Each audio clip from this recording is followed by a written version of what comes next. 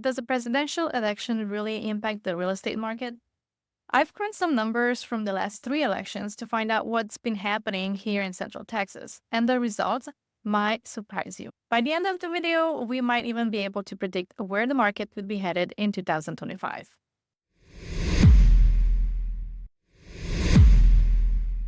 The data I've collected is from Austin Board of Realtors for the Austin Roundrock MSA. Stick with me for some key highlights, but if you're in a hurry, you can skip to the summary at the end.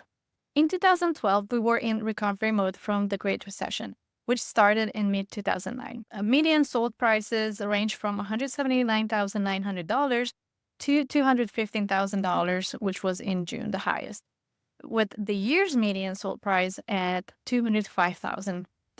Homes took around 65 days to sell, with a close to list price ratio of 98% and an average of 3.9 months of inventory. For the post-election year, 2013, the median price jumped to $223,000, with the highest price at $231,750 in June. Days to sell dropped to 46.75 days. The close to list ratio increased to 99%, and inventory tightened to 3.57 months.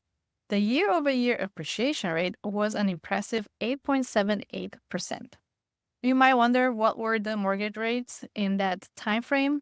In 2012, the 30-year fixed rate averaged around 3.5%, climbing to 3.98% in 2013. By 2016, the market was stronger, with the median price in January jumping to $256,960 and hitting $294,500 by June. Homes sold in 46.58 days, with a close to list ratio of 99% and an inventory of 3.88 months. In 2017, the highest median sold price was $309,900, which was in June. Days to sell increased slightly to 50.92 days, while the inventory dropped to 3.02 months. The year-over-year appreciation rate was 5.13%, based on a median sold price of $282,500 in 2016 and $297,000 in 2017. The average mortgage rates were 3.5% in 2016 and around 4% in 2017. This steady growth reflects a balanced market, fueled by demand but not yet impacted by any significant disruptions. From 2018 to 2019, we saw moderate depreciation rates with increases of around 4% and 2.6%. It wasn't until 2020 that we experienced the real turning point. COVID-19 brought not just health and economic challenges to most, but it also completely reshaped the real estate market. Texas had a more flexible restriction process during the pandemic, which led to an influx of people moving from other states. The lockdowns in March of 2020 was the start of historically low inventory, with 1.74 months of supply for that year, and some months dipping below 1 month. Median prices climbed from $309,000 in January to $368,950 in December, and homes were selling fast, with a close to list ratio at 100%. With Texas reopening faster than other states and major corporations moving in, the housing market in 2021 went into overdrive.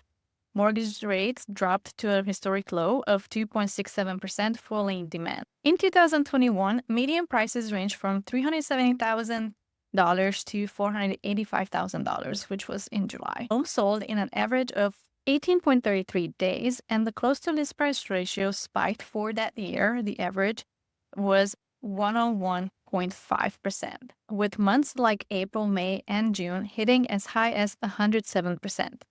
The year-over-year appreciation rate was a staggering 31.56%, a level of growth we hadn't seen before.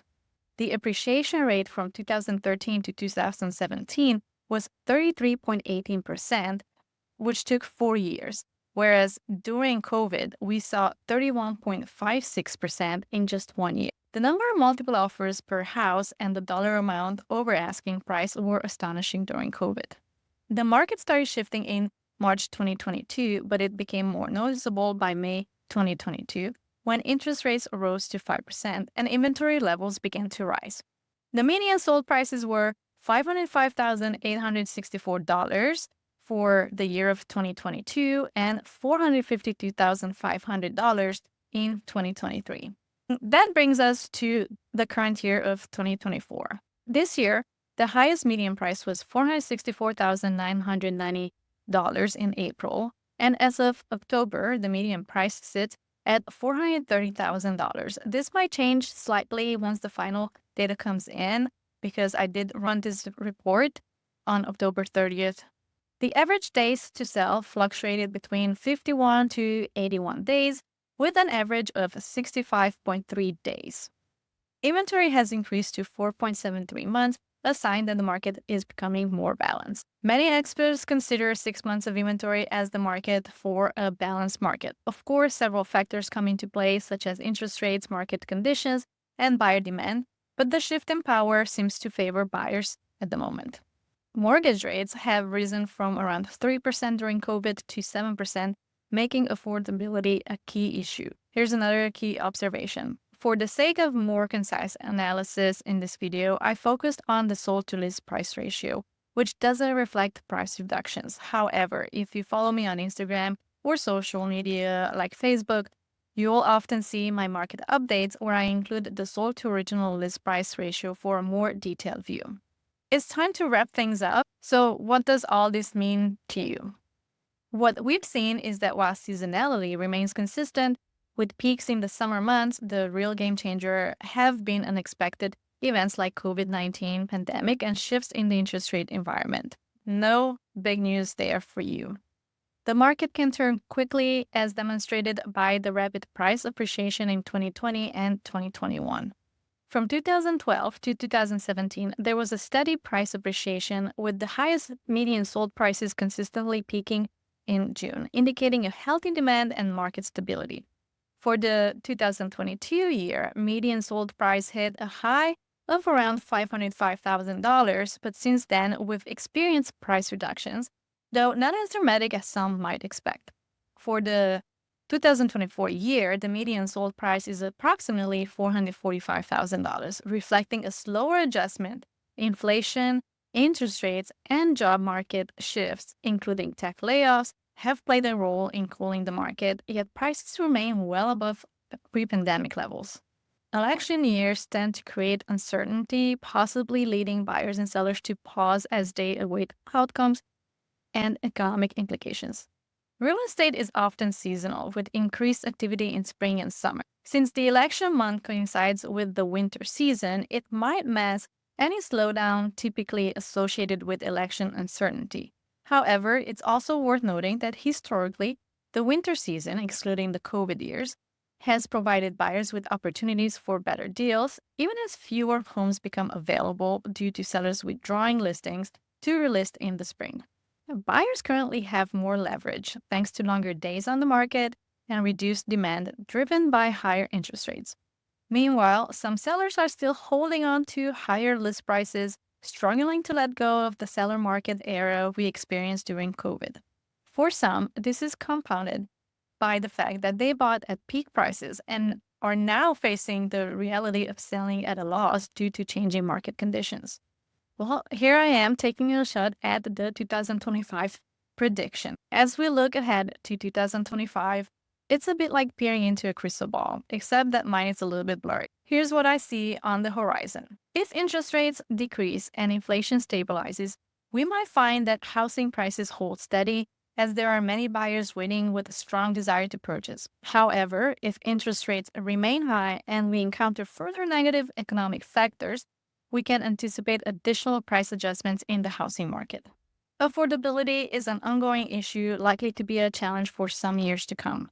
While historical trends indicate steady price appreciation year over year, it's important to remain aware of the potential for market fluctuations post-election year, as buyers and sellers' behavior may shift in response to political outcomes.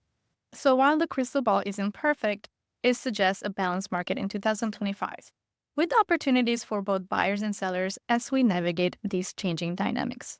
And if you have any questions about buying or selling in Central Texas this year or the upcoming year, feel free to reach out. Until next time, keep your spirits high and your questions coming.